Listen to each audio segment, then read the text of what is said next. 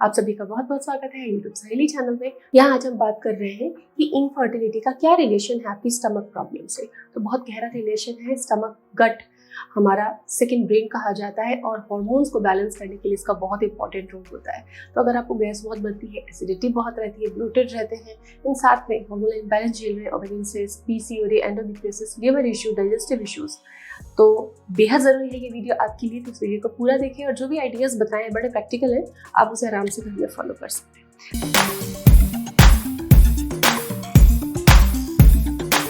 सबसे पहले कारण समझेंगे कि कारण क्या है, क्यों हो रहा है आपको ये गैस, ब्लोटिंग।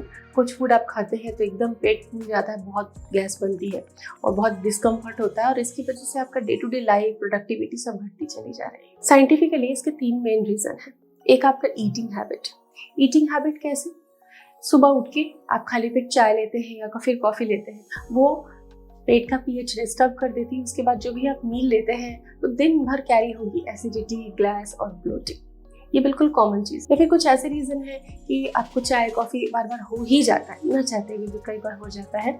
तो ये एक जो हैबिट है, इसकी वजह से आपकी ये प्रॉब्लम है। अगर आप इसे छोड़ें, हम छोड़ने को नहीं, हम आपको मॉडिफाई करने को सिखाएंगे वीडियो के अगले स्टेप में, तो ये चीज़ें ठीक हो सकती है। इसके अलावा आप लेट नाइट खाते हो, सोने के समय पे आप थोड़ी देर पहले खा रहे हो, बस आपको सोना है क्योंकि अब सुबह उठना है, बहुत लेट हो गए, तो आप खाना खाते हैं और थोड़ी देर में आप सो जाते हैं, तो ये भी एक प्रॉब्लम है। इसके अलावा टेम्पटेशंस को कंट्रोल नहीं कर पाते हैं। जैसे कुछ चीज़ बहुत अच्छी लगी, खाना खाया, लेकिन अच्छी लगी तो ओवर ईटिंग कर लिया।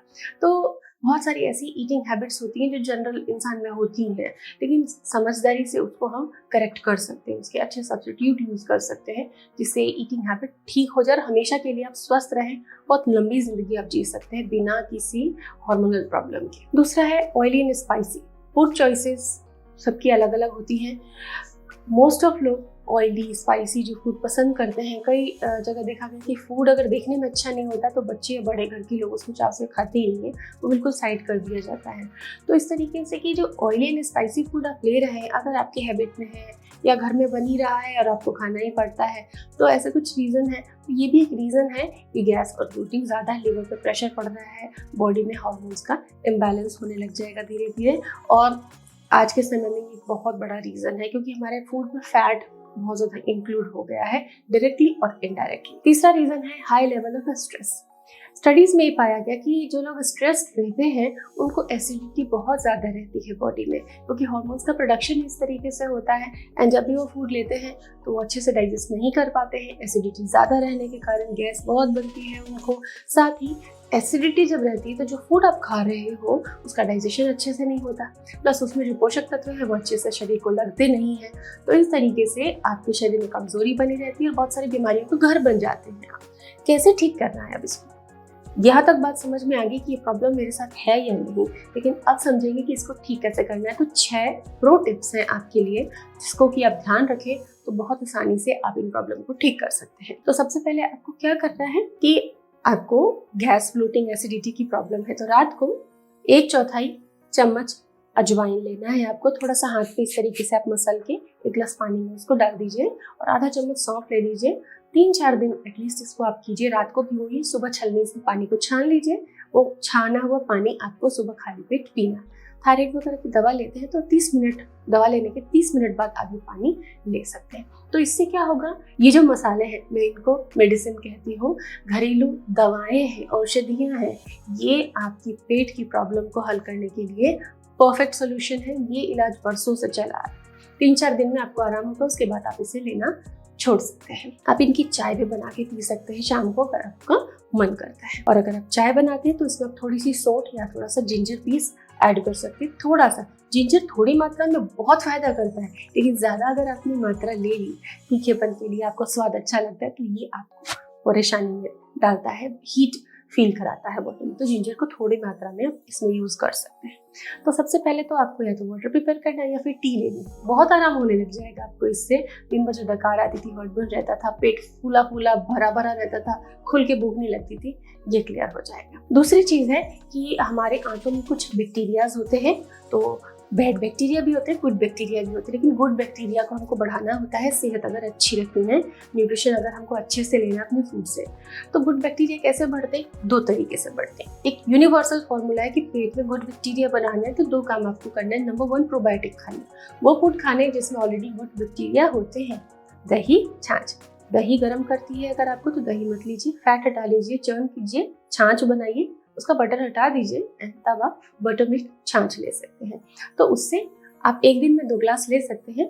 तो छाछ एक बहुत अच्छा सोर्स है, दही छाछ। इसके अलावा फाइबर वाले फूड, जब आप फाइबर वाले फूड खाते हैं तो उनका फर्मेंटेशन होता है इंटेस्टाइन में, और जो शॉर्ट चेन फैटी एसिड्स बनते हैं वो स्टूल को सॉफ्टन करते हैं, स्टूल को फाइबर से बल्क मिलता है एंड कॉन्स्टिपेशन भी क्लियर हो जाता है। तो आपका पेट इतना आपको हल्का और डाइजेशन इतना स्मूथ रहता है कि आप प्रसन्नचित रहते हो, आप एकदम हैप्पी चीयरफुल रहते हो होल डे।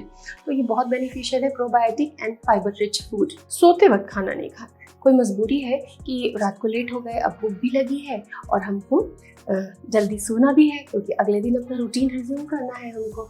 तो ऐसे में आप क्या कर सकते हो? लाइट मील क्या? सूप ले सकते हो, क्योंकि अभी ज़्यादा मील की आपको ज़्यादा कैलोरी की नीड नहीं है, आप सोने ही जाने वाले हो, बर्न आउट नहीं होगा उतना। तो हल्का मिल दाल का सूप ले सकते हो आप।